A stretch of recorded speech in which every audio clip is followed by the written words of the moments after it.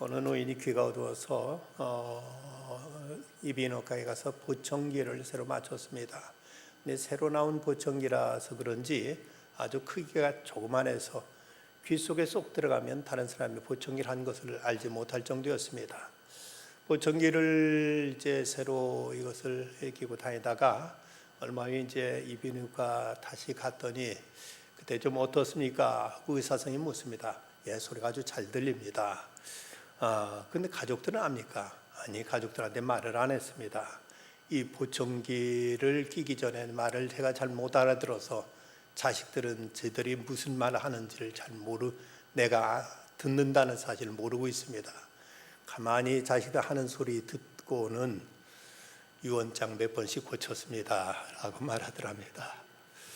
자식들 하는 싹수 봐서 유산 얼마 물려줄 것인가 몇 번씩 고쳤다는 것이죠. 오늘은 야곱이 그 자식들 그동안 행한 행실 보고 거기에 대해서 나름대로 이런저런 축복 혹은 어쩌면 저주에 가까운 이런 내용까지도 야곱은 그 아들들에게 예언적으로 말하고 있는 내용이 본문에 나타나 있습니다. 그 복이라는 것, 한무리의 한자로 복이라는 이 복복자는 그 위에서 내린다는 시자와 그 밑에 배불뚝이처럼 생긴 날일자 입구자 받전자로 이어진 뚱뚱하고 뭔가 풍요하다는 이런 것을 상징한 것이 합쳐진 글자입니다. 이 복이라는 것이 이것이 어떤 숙명인가 아니면 인간의 행위로 인해서 얻어지는 것인가? 우리 동양, 특히 한국에서는 이것을 하나의 어떤 숙명론적으로 받아들인 이런 그 모습을 우리가 볼 수가 있습니다. 흥부전에서 놀부는 구걸하러 온 그 흥부에게 이렇게 말합니다. 하늘이 사람 낼제 정한 분복 각기 있어 많이 타고난 놈은 부자가 되고 적게 타고난 놈은 가난하기 마련인데 내가 지금 잘 살기로 내 몫인 복을 빼앗았더냐 훔쳤더냐 하면서 자기 동생 몽둥이 찜질해서 이제 걷지도 못하게 쫓아버리는 모습이 나옵니다. 그러자 이에 흥부 마누라가 할 수 없어 죽기로 자처하고 복 못하고 난 신세를 진양조로 설게 읊는데 그 내용은 또 이렇습니다. 애고 서른지고 복이란 어찌하면 잘 타고 나는 건가? 동양에서는 옛날 신분제 때문에 그랬는지 본래 숙명적으로 타고나서 부자 될 사람 부자 되고 가난하게 될 사람 아무리 노력해도 가난하게 된다는 이런 어떤 숙명적인 사고관이 세계관이 동양에서 가득했습니다. 그러나 또 서양에서는 상당히 인위적인 그런 그 복에 대한 이제 인식을 많이 가지고 있었습니다. 안네 프랑크는 그는 이제 다락방에 갇혀 있으면서도 그는 이제 그 절망 속에 있으면서도 매일같이 빠짐없이 가족들에게 Am I happy? 행복해요 하고 늘 묻곤 하면서 행복을 확인하고 미국 아이들은 그냥 쿠키 하나만 줘도 I'm happy 하면서 해피하다, 행복하다는 말들을 쉽게 이렇게 내뱉는 모습에 대해서 스타인백은 행복을 이제 너무 바겐세일한다, 이것을 너무 해프다 하고 이렇게 이제 표현하기도 했습니다. 한국 사람들은 이 복, 나는 행복하다, 복 많다 하면은 죄송합니다.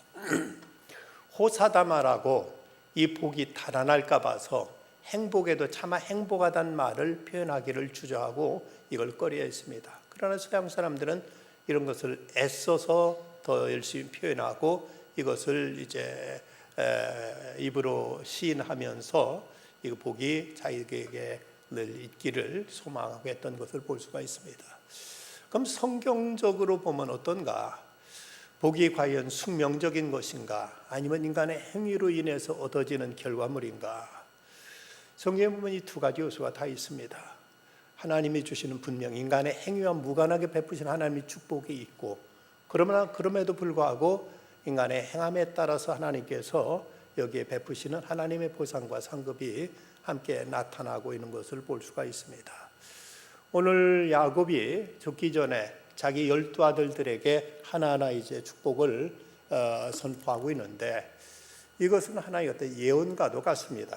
앞으로 이렇게 이제 너희들 될 것이다 하는 이제 예언적인 이런 그 말씀으로 저들 하나님에 대해서 축복을 선언하고 있는데, 근데 그 가운데 보면 맨 큰 아들인 르우벤, 그리고 둘째인 시몬, 레위, 단 같은 아들들에 대해서는 축복이 아니라 저주라고 할 만큼 상당히 부정적인 내용이 저들에게 예언되어 있는 모습을 우리가 본문에서 찾아볼 수가 있습니다.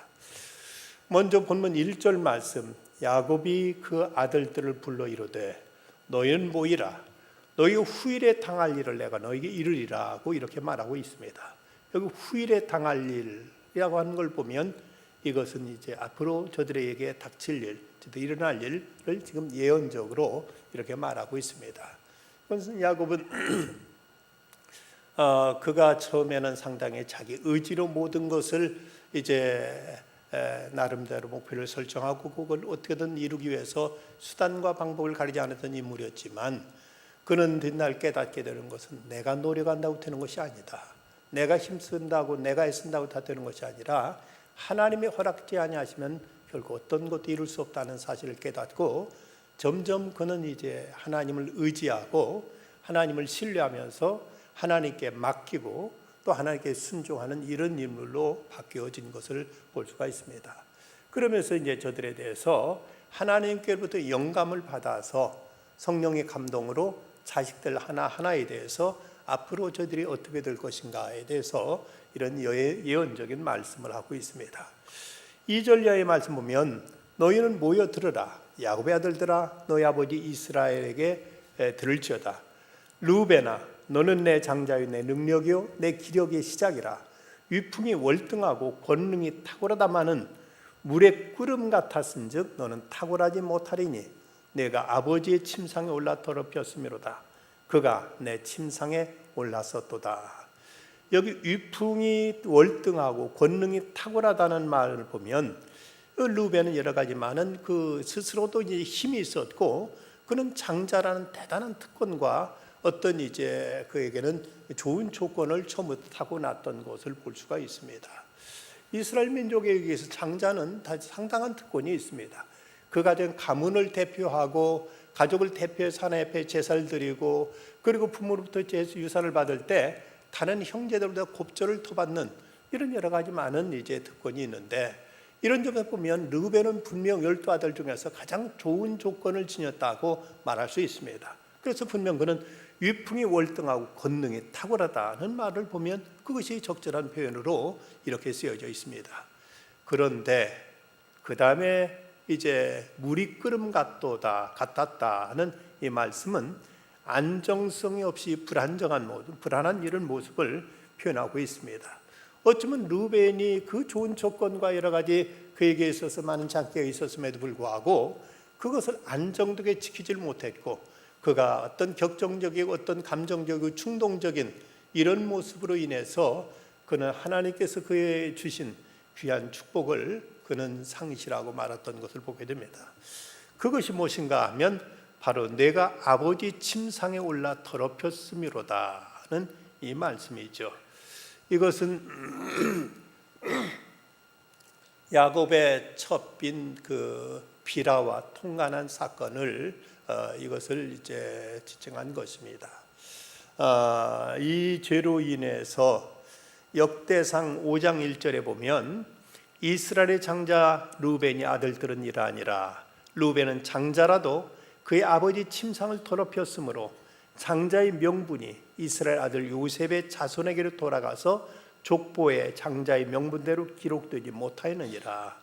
장자의 명분이 이제 요셉의 아들들에게로 자손에 돌아갔다고 이렇게 이제 기록되고 있습니다. 분명 그는 야곱의 첫 번째 아들이었고, 그리고 그가 나름대로 이런 건강했고 힘도 있었고 여러 가지 좋은 조건들을 많이 지니고 있었습니다. 그렇지만 그는 이렇게 무서운 이제 죄를 범함으로 인해서 그 장자권은 요셉에게 빼앗겨 버렸고, 그는 가장 이제 초라한 모습으로 전락하고 말았습니다. 성경에 보면 루벤 지파에서는 아무도 그 후에 훌륭한 인물이 태어나지 않습니다. 선지자 하나 나오지 않고 어떤 이제 그 지도적인 인물이 한 사람도 루벤 지파에서 일어나는 모습이 나타나 있지 않습니다. 그러고 보면 우리에게 어떤 특별한 장기가 있고 특권이 있고 지위가 있고 많은 우리에게 은사가 있다 할지라도 죄악은 이렇게 이 모든 걸 파괴시키고 이 모든 걸 무력화시킬 수 있는 무서운 독소가 있다는 사실을 우리 잊지 말아야 됩니다. 내가 아무리 대단한 장기가 있다 할지라도 그 이제 하나님 앞에 이 무슨 이제 죄를 범하게 될 때 그것이 가져다 줄 그 해독성, 이건 대단히 무섭고 파괴적이라는 사실을 우리 잊지 말아야 됩니다.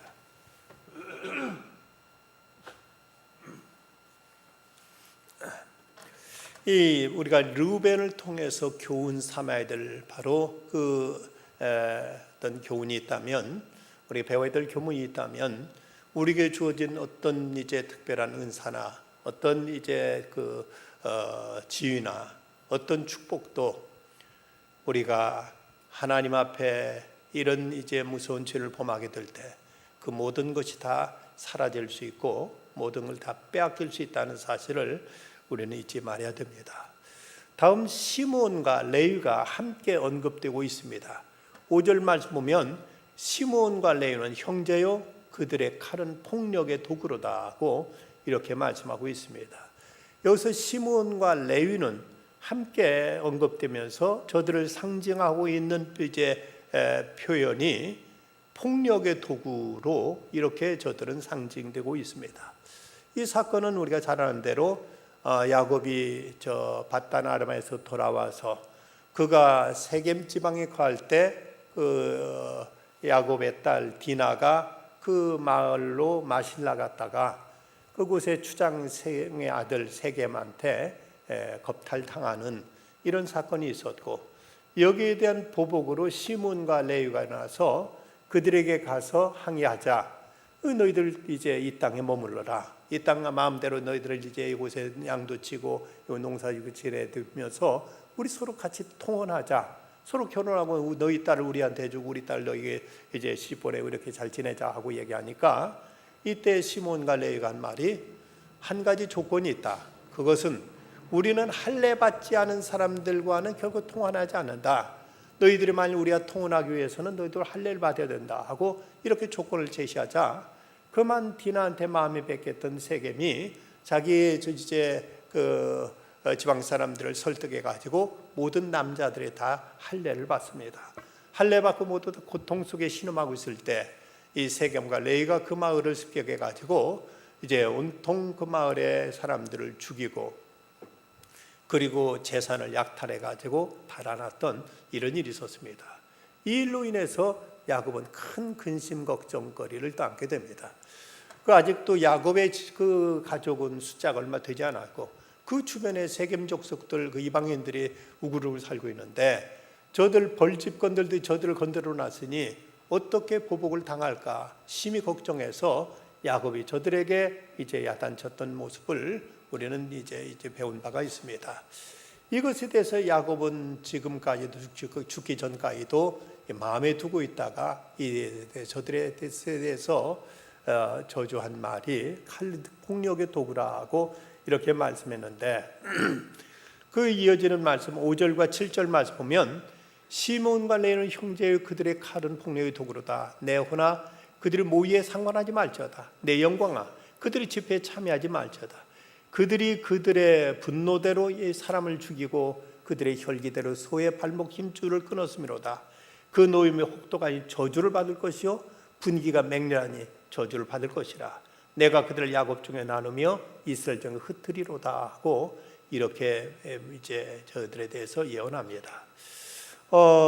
복수를 낳고 피가 피를 낳으면서 이건 더 큰 이제 불행으로 치닫기 때문에 이 저들의 잔인한 복수, 그것도 저들 속여가면서 성례를 빌미로 할례를 이제 핑계로 해서 저들을 보복한 것은 뭐라고 해도 이건 정당하도 말할 수 없습니다. 이런 야곱의 저주로 인해서 시므온 지파는 팔레스타인에서 제일 밑에 위치하고 있으면서 세력도 제일 약했습니다. 민수기 1장에 보면 광야 생활이 시작될 때 시므온 지파 인구에 대해서 시므온 지파에 계수된 자는 59,300명이었더라. 민수기 1장 23절 말씀입니다. 그런데 1장 23절에 그렇게 기록됐던 말씀 26장 14절에 가면 이는 시므온 종족들이니 계수된 자가 22,200명이었더라. 59,300명에서 광야 생활 시작할 때 59,300명에서 40년 후에는 22,000명으로 무려 37.4%가 줄어든 37,100명이 줄어들어서 거의 3분의 1가량으로 이렇게 줄어들고 맙니다. 40년이 지났는데 이렇게 인구가 줄어든 것은 이 시므온 지파밖에 없습니다. 그걸 보면 얼마나 이 시므온 지파가 야곱의 예언대로 그 지파가 쇠약해졌는가를 우리가 알 수가 있는 대목입니다. 그런데 레위 지파에 대해서는 이제 다른 저희가 나오질 않습니다. 레위 지파는 그 후에 레위 지파란 이름이 연합함이란 뜻입니다.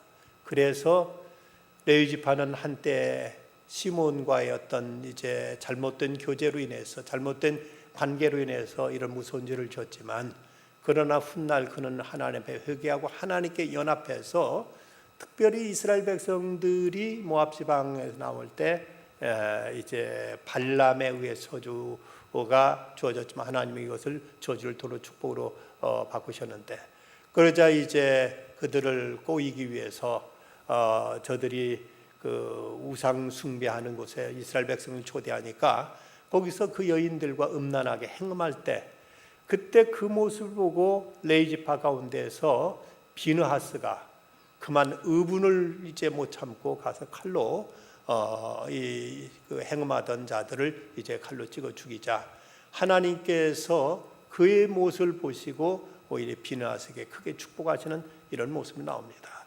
이때 이제 레위 지파는 비록 전날에는 시므온과 더불어 어떤 죄의 도구가 됐지만 그 후로는 하나님과 연합한 자가 돼서 하나님의 마음을 품고 하나님께서 분노하실 때 함께 분노하고 하나님께 기뻐하실 때 함께 기뻐하면서 하나님의 도구가 됐을 때 이 레위 지파는 이런 진노와 저주를 이제 피할 수가 있었던 것입니다. 유다 지파에 대해서는 8절 이후 말씀 보면 유다의 너는 내 형제의 찬송이 될지라 내 자손이 내 원수의 목을 잡을 것이요 내 아버지 아들들이 내 앞에 절하리로다. 유다는 사자 새끼로다. 내 아들아 너는 움킨 것을 뺏고 올라갔도다. 그가 엎드리고 움크림이 수사자 같고 암사자 같으니 누가 그를 범할 수 있으랴. 규가 유다를 떠나지 아니하며 통치자가 자기 지팡이가 그 발사에 떠나지 아니하기를 실로가 오시까지 이르니 그의 모든 백성이 복종하리로다. 그의 나귀를 포도나무에 매며 그의 암나귀 새끼를 아름다운 포도나무에 맬 것이며 또 그 옷을 포도주에 빨며 그의 복장을 포도주에 빨리로다. 여기서 유다 지파를 사자로 표현하고 있고 또 규가 전에는 홀이라고 했으면 지도자들이 어떤 왕들이 가지고 있는 어떤 지휘봉 같은 것을 말하죠. 이것을 이제 그가 떠나지 아니할 것이다. 유다 지파가 이스라엘의 지도자가 될 것을 이렇게 말씀하고 또 그들이 이제 실로에 오시기까지 그 발사에서 지팡이가 떠나지 않을 것이라 하면서 거기서 메시아가 유다 지파에서 탄생했을 것을 말씀하고 있습니다. 또 그는 하나님을 찬송, 그 지파 이름 자체가 유다가 찬송하다, 하나님을 찬송한다는 뜻으로서 그는 하나님을 찬송할 때 그 다른 지파들이 이제 형제의 찬송이 될 것이라고 이렇게 말씀하고 있습니다. 유다 지파가 이런 축복을 받게 된 결정적인 근거는 뭔가? 유다는 창세기 38장에 보면 그가 모르고 속아서 한 일이긴 합니다만은 그만 며느리 다말을 창녀인 줄 알고 범했던 적도 있었습니다. 이런 부끄러운 행실도 있었던 그지만, 그러나 그는 아버지가 곤경에 처했을 때, 그리고 자기 집안이 어려움에 처했을 때 자기가 딱 나서서 이 일을 문제를 책임지고 나서 문제를 해결하는 그 모습 속에서 그는 아버지부터 절대적인 신임을 받게 되었고, 이때로 인해서 이제 이 유다는 이스라엘 12지파 가운데 지도적인 이런 이제 으뜸이 가는 지파로서 부상할 수 있는 이런 축복을 얻게 된 것입니다. 어느 곳에서든지 책임지는 자가 어른이고, 책임지는 자가 주인이고, 책임지는 자가 리더가 될 수 있습니다.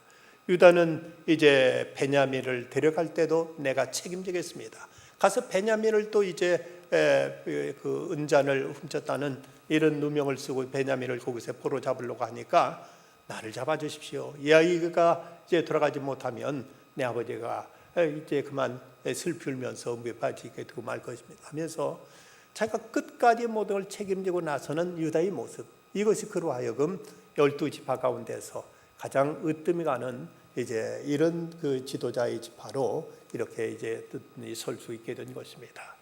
어느 때든지 어느 곳에든지 그곳에서 모든 걸 책임지고자 하는 자세, 이것이 바로 야곱에게 그토록 감동적이었고, 야곱은 그래서 이 유다를 어떤 아들 못지않게 가장 크게 축복하고 있는 이 모습을 보이고 있습니다. 다음에 이사갈 지파, 이사갈에 대해서는 14절 15절 보면, 이사갈은 양의 우리 사이 꿀에 앉은 건장한 나귀로다. 그는 쉴 곳을 보고 좋게 여기며 토지를 보고 아름답게 여기고 어깨를 내리 짐을 메고 앞자리에서 섬기로다 그 말씀하고 있습니다. 여기 이사갈 지파는 꿇어 앉은 나귀의 모습이 묘사되고 있는데, 이건 열심히 일하는 모습, 그러다 일하다가 이제 쉬는 이런 모습으로 이제 상징되고 있습니다. 이사갈은 이름 자체가 대가를 지불하고 무엇을 얻는다는 뜻인데, 이건 바로 보상과 노동의 개념을 이제 의미하고 있습니다. 아무것도 그냥 얻어줄 수는 없는 것이다. 무엇인가 얻기 위해서 땀 흘려 일해야 된다. 거기는 노력이 필요하다는 것을 그 이름이 상징하고 있고, 그가 또 이제 꿀 앉은 나귀처럼 열심히 일한 다음에 이제 쉬고 있는 이런 모습 속에서 이사갈 지파가 이제 어떻게 이제 앞으로 이제 살아갈 것인가? 저들은 책임지고 자기들 이제 성실하게 일을 하게 될 것이며, 맡은 바 자기 책임을 다하면서 건장한 나귀로서 일할 것이다. 비실대는 이런 나귀, 또 이제 요령 피우고 또 자기 자리를 지키지 않고 떠돌아다니는 나귀가 아니라 양떼 곁에서 이제 열심히 일하고, 그리고 이제 쉬는 이런 모습 속에서 이사갈 지파의 이제 그 모습은 성실하게 일하면서 그곳에서 건강하게 이제 일하는 이런 모습을 나타내고 있습니다. 특히 양의 우리 사이 꿀에 앉았다, 어깨를 내려 짐을 메고 앞자리 섬긴다는 표현은 자기 자리를 고수하면서 일하고 있는 이미지를 연상시켜주고 있습니다.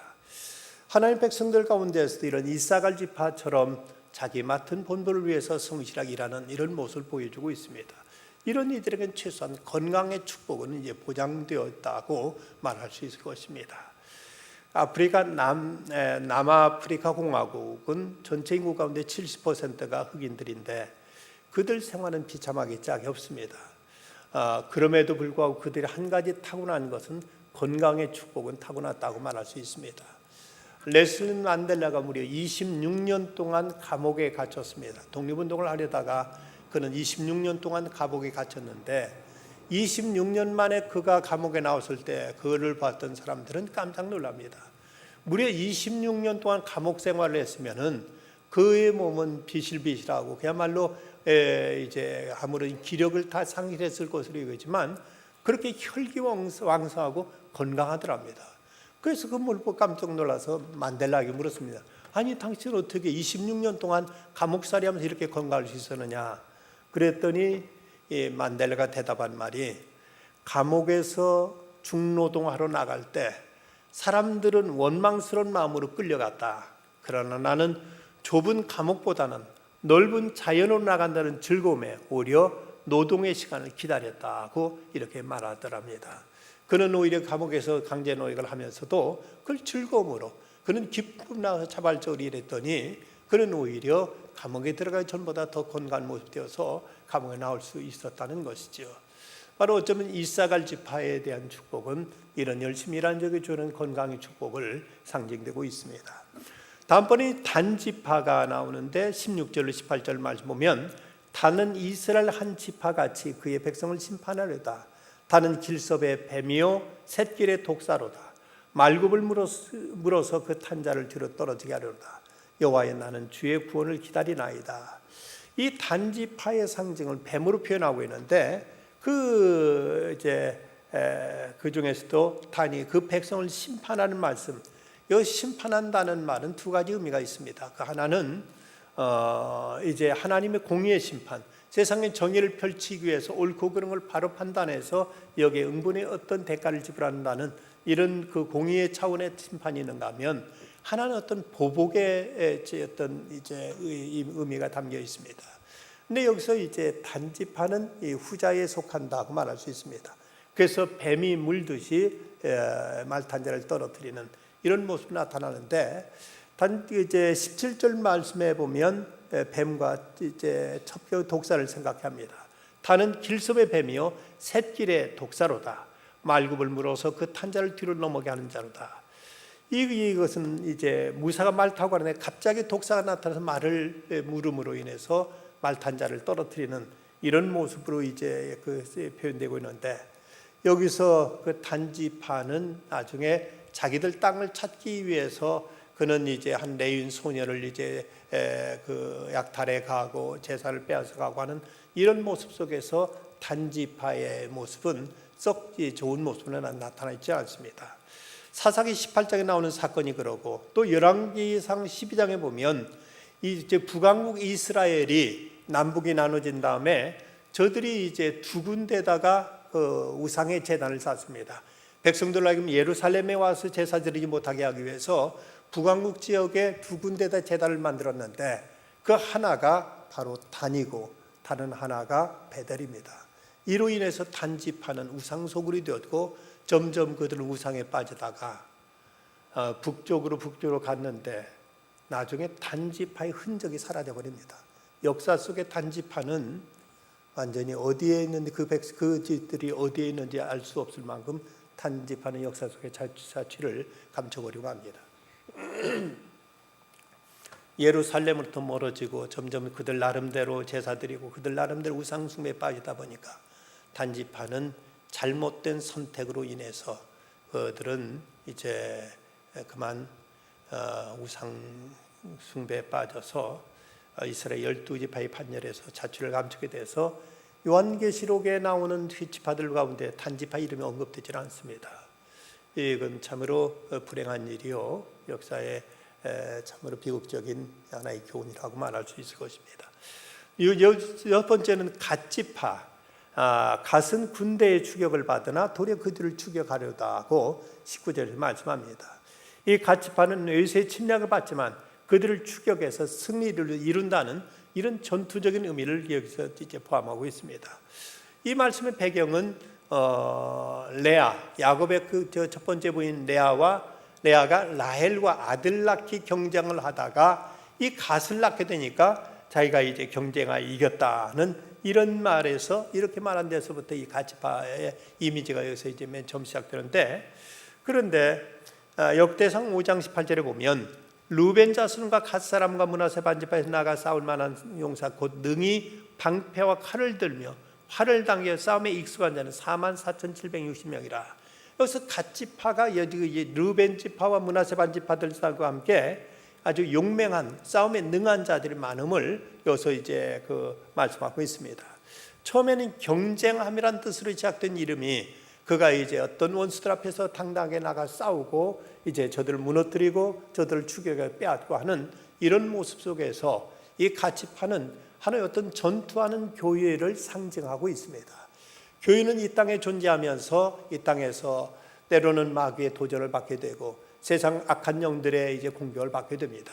이런 가운데서 교회는 이제 이 땅에 하나님의 영광을 이제 지키기 위해서 하나님 나라를 수호하기 위해서 때로는 우리가 그들과 맞서 싸워야 될 때가 있고, 저들과 때로는 대적해서 저들을 우리가 무찌르고 저들을 우리는 격파해야 될 때가 있습니다. 그냥 멀거니 앉아서 저기 공격해 오든지, 마귀가 어떻게 역지제 역사로 준동하든지 여기 무관심하고 태어나게 있다 보면 점점 자신도 모르게 세속화되면서 마귀의 포로로 되어버릴 수가 있습니다. 근데 이 같이 파는 경쟁하며 싸워서 승리하는 이런 모습으로 상징되고 있다면, 오늘 우리들은 세상에서 그리스도의 십자가 군사로서 우리는 악한 세력들, 마귀의 세력들과 싸우고 저들을 대적하고 저들을 물리쳐야 될 이런 책임이 있습니다. 어떤 사람이 미국 교회, 오늘날의 미국 교회 교인들을 평가하면서 이런 말을 했습니다. 미국 교회에 출입하는 교인들 중 96%는 교회에 나와서 의자만 따뜻하게 해주는 사람에 지나지 않는다. 4%만 깨어서 이 시대 속에 하나님의 나라를 위해서, 주의 영광을 위해서 싸우며 애쓰고 노력하고 헌신한 사람들이다 하고 이렇게 표현한 것입니다. 이것이 우리나라들 크게 다르겠는가? 우리가 하나님의 거룩한 역사를 위해서 우리는 때로 분연히 일어나서 싸워야 되고, 때는 의분을 품고, 때로는 이제 악마의 괴계에 대해서 맞서 싸우면서 이것을 대적하고 우리는 이제 싸워서 승리해야 될 이런 책임과 사명이 있습니다. 초대교회는 불과 그 숫자가 많지 않았지만, 그러나 그들은 어느 곳을 가든 가는 곳마다 소란케 하면서 그곳을 뒤집어 놨고 그것을 복음으로 천명했고 하나님 나라를 바꾸려는 이런 일을 위해서 저들은 온전히 이제 싸워서 승리하는 이런 교회 모습을 보였기에 초대교회는 세상을 변화시키는 위대한 일을 이룰 수 있었던 것입니다.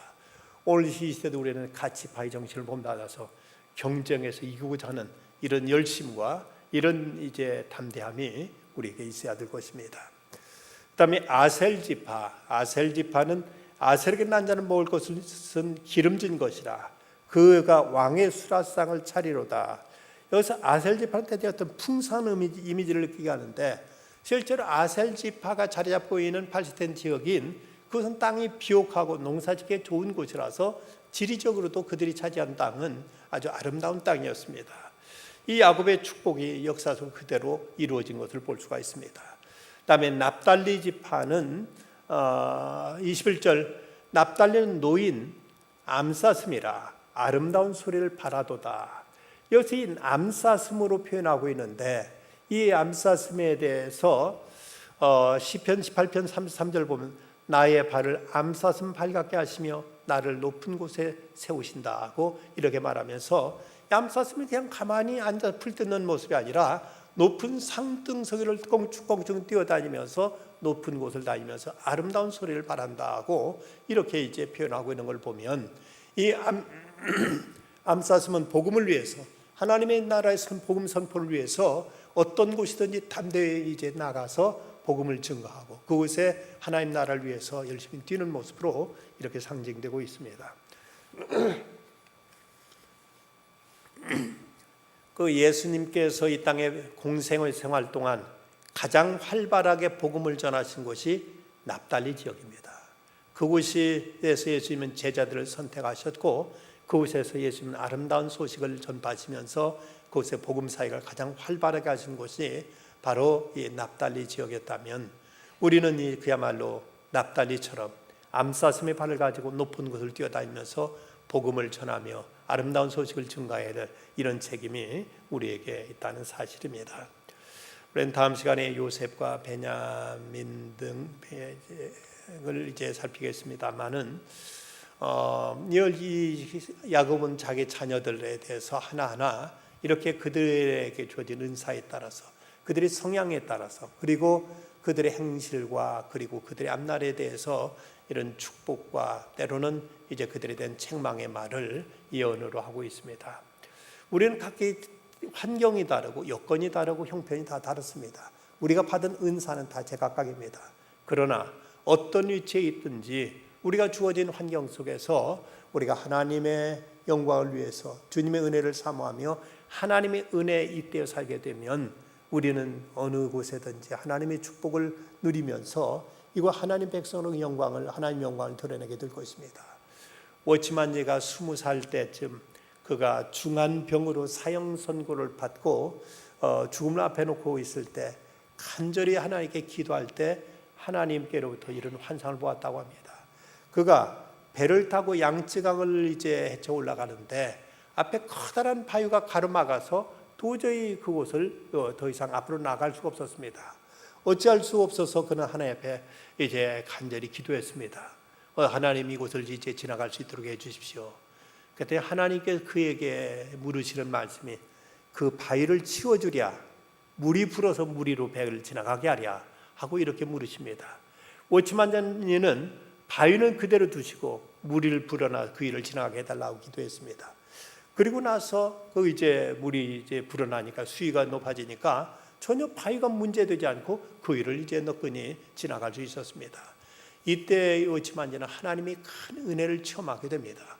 그때 병에서 나와서 일생을 하나님께 헌신해서 하나님 앞에 귀히 쓰임받게 되었던 것입니다. 우리에게 이런저런 핸디캡이 있을 수 있고 이런저런 약점이 있을 수 있습니다. 중요한 것은 그런 상황에도 하나님의 은혜만 부어지면 우리는 어떤 것도 넉넉히 이겨나갈 수 있고 그것이 오히려 우리로 하여금 더 큰 은혜의 자리로 이끌 수 있는 계기가 될 수 있다는 것입니다. 야곱의 12아들들 다 나름대로 이런저런 특징들은 다 다르지만 그러나 그 가운데서 하나님을 의지하고 하나님의 은혜에 잇된 자들은 저들은 그 어려움을 딛고 일어서서 더 큰 영광의 자리로 나갔고 그 자리에서 하나님의 은혜를 이제 힘지 못한 자들은 그만 주저앉고 그 자리에 포기하고 말았습니다. 인도의 선교사 선다싱이 네팔에 선교하다가 감옥에 갇혔는데 살인 강도들과 한 감방에 지내게 됩니다. 그는 그 감방 안에서 흉악범들에게 전도를 했습니다. 자기가 예수 믿고 중생하면 몸은 비록 감옥에 있지만 마음은 천국이라고 열심히 설명했더니 그들이 변화돼서 예수를 믿게 되더랍니다. 그런데 어느 날 간수가 그 감방 안에 들어와 보니까 살인 강도들이 그 감방 안에 기쁨에 넘쳐 찬송하고 기도하는 모습을 보고 어떻게 이 감옥 같은 세상에 이렇게 감옥이 어떻게 달라졌느냐고 간수가 우리 깜짝 놀라더라는 것이죠. 우리는 세상을 탓할 것 없습니다. 어느 곳에든지 하나님을 의지하고 하나님을 앙망하며 하나님의 은혜를 우리가 찬송하다 보면 여기서 하나님은 놀라운 축복으로 놀라운 능력으로 우리에게 만다는 사실입니다. 야곱의 12아들들 저들의 환경과 조건과 여건은 각기 달랐어도 그 중에 하나님의 은혜를 사모하고 그 은혜를 힘입은 자들은 일어섰습니다. 그러나 은혜를 배신한 자들은 끝내 저들은 이제 역사 속에 사라지고 맙니다. 과연 우리들은 하나님께로부터 기본적으로 예수 믿음을 말미암아서 이미 축복을 받은 자들입니다. 그러면 이 축복을 더욱 우리는 감사히 여기고 이 축복을 더욱 의지하고 축복의 간절히 우리가 사모하며 살아가게 될 때 우리에게 베푸신 은총, 우리가 허락하신 축복의 날로 더해서 참으로 유다처럼 요셉처럼 참으로 갓처럼 납달리처럼 하나님의 영광을 드러내며 믿음을 승리하는 승리자들이 다 되어지기를 주의 이름으로 축원합니다. 기도하시겠습니다. 고마우신 아버지 하나님, 야곱의 12아들들에게 이제 저들에게 허락한 축복의 말씀들을 저희가 다 합니다. 저들 중에 하나님의 크신 축복으로 힘있게 일어서서 역사의 빛을 발한 자들이 있고 때로는 하나님 주신 그 귀한 기회에도 불구하고 범죄로 인하여 하나님의 은혜를 배신함으로 인하여 저들은 역사 속에 자취를 감추고 쇠약해졌던 자들도 있음을 보게 됩니다. 오늘 저희들은 과연 어떻게 살아갈 것인지, 저희들은 이미 예수 믿어 구원받았고 하나님 자녀가 되는데 이 자리에서 멈추지 말게 해주시고 저희들의 책임과 도리를 다하며 참으로 하나님 앞에 복된 자로 살아감으로 있는 위치에서 더 힘있게 일어나 하나님께 영광 돌리며 역사의 빛을 발하며 많은 사람을 옳은 대로 돌아오게 하여 하늘의 별처럼 비추는 저희들이 다 되게 하여 주시옵소서. 이번 주일부터 있을 중고등부와 중고등부 수련회와 또 다음 주말에 있을 청년부 수련을 주께서 축복해 주시옵소서. 예수님의 이름으로 기도드리옵나이다. 아멘.